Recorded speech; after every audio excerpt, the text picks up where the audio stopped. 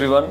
I am Dr. S.K. Rajan. I am Chief of Spine Neurosurgery at Artemis Hospital, Gurgaon. आज हम एक बहुत अहम टॉपिक पे बात कर रहे हैं। इस टॉपिक का नाम है सार्कोपीनिया। सार्कोपीनिया ऐसा वर्ड है जो आपने अक्सर नहीं सुना होगा, शायद कभी ना सुना हो। सार्कोपीनिया उस बात को रेफर करता है जिसमें हमारी उम्र के साथ साथ शरीर की मांसपेशियां कमज़ोर होने लगती हैं। मांसपेशियां कमज़ोर होने से क्या क्या उसका नुकसान होते हैं और उसको हम कैसे प्रिवेंट कर सकते हैं, वो हम बात करेंगे आज के इस वीडियो में। जैसे इंसान की उम्र बढ़ती है उसके साथ साथ उसकी मांसपेशियां कमज़ोर होने लगती हैं।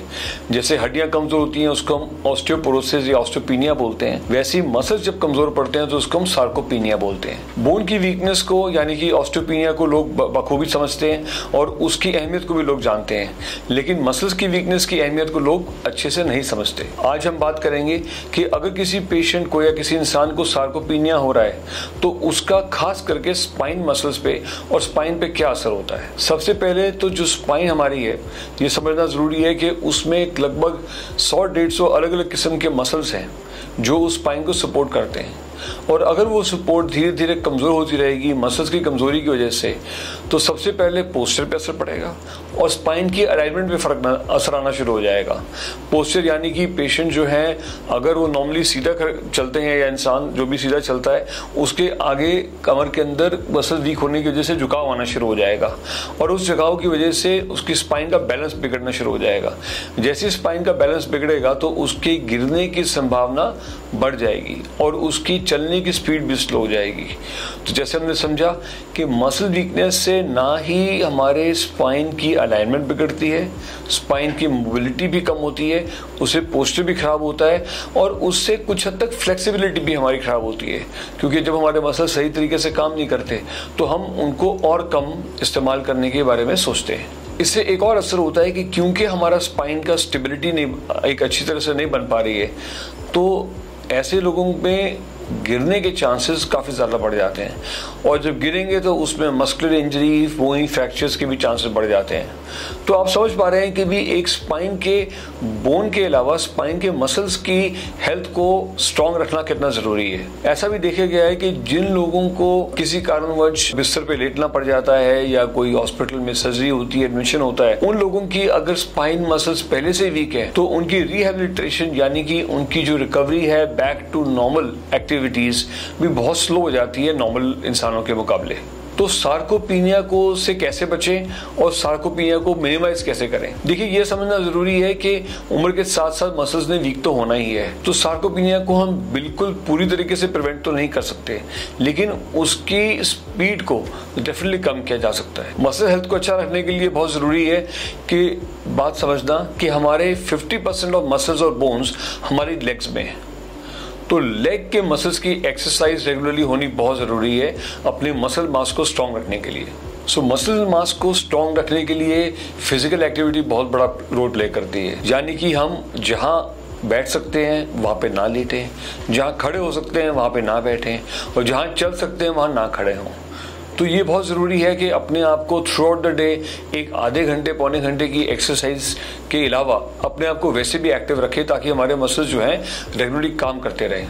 रिकमेंडेशंस के हिसाब से तो दिन में कम से कम 30 से 40 मिनट की रेगुलर ब्रिस्क वॉक होनी चाहिए। हमने ये अक्सर देखा है और ख़ास करके कोविड के टाइम पे कि जिन लोगों की मॉर्निंग वॉक बंद हुई कोविड के चलते, लॉकडाउन के चलते, उनको स्पाइन की प्रॉब्लम्स काफ़ी ज़्यादा बढ़ गई, क्योंकि जो एक मसल्स की जो स्ट्रेंथ होती है या सपोर्ट होती है स्पाइन की वो काफ़ी हद तक कम हो गई। ये भी देखने में आता है कि जो लोग एक हफ्ता भर अगर बिस्तर पे पड़े रहते हैं उनका 5% का मसल लॉस हो जाता है, और अगर ये जो बेड रेस्ट है या कह सकते हैं कि पेशेंट का चलना फिरना अगर 2 हफ्ते के लिए बंद हो जाए तो उसके मसल की जो स्ट्रेंथ है वो 10 साल पीछे चली जाती है। तो इसलिए इंपॉर्टेंट है कि अपने आप को एक्टिव रखें और हो सके तो अपनी रूटीन में खास करके above the age of 50 years 50 साल की उम्र के ऊपर के जो शख्स हैं वो अपनी लाइफस्टाइल में कुछ ना कुछ मसल एक्सरसाइजेस को अहमियत ज़रूर दें। मसल एक्सरसाइज से थोड़ा हमारा स्ट्रेंथ तो इम्प्रूव होती है, मसल्स की बोन की क्वालिटी भी इम्प्रूव होती है। इसके साथ साथ ज़रूरी है कि अपने डाइट का ज़रूर ख्याल रखें। अपने डाइट में एक नियमित रूप से एक सही मात्रा के अंदर प्रोटीन इंटेक बहुत ज़रूरी है ताकि वो मसल बिल्डिंग में हमारी हेल्प कर सके। और अगर हमें लगे कि हमारे मसल्स वीक हो रहे हैं या हम लोगों को सही गाइडेंस नहीं मिल रही, तो एक्सपर्ट्स की ओपिनियन लेनी बहुत ज़रूरी है। कुछ फिजियोथेरेपिस्ट, कुछ रिहैबिलिटेशन स्पेशलिस्ट, कुछ जीरियाट्रिक स्पेशलिस्ट आपकी इस मामले में ज़रूर मदद कर सकते हैं। और जो लोग अपने बुज़ुर्गों का ख्याल रख रहे हैं या फिर उस उम्र में है जिस उम्र में उनको कभी ना कभी हॉस्पिटल में जाने की ज़रूरत पड़ सकती है, उनके लिए जानना बहुत ज़रूरी है कि एक बेड रेस्ट, जिसको हम काफ़ी ज़्यादा मिसयूज़ करते हैं, उस पर फोकस ना करें।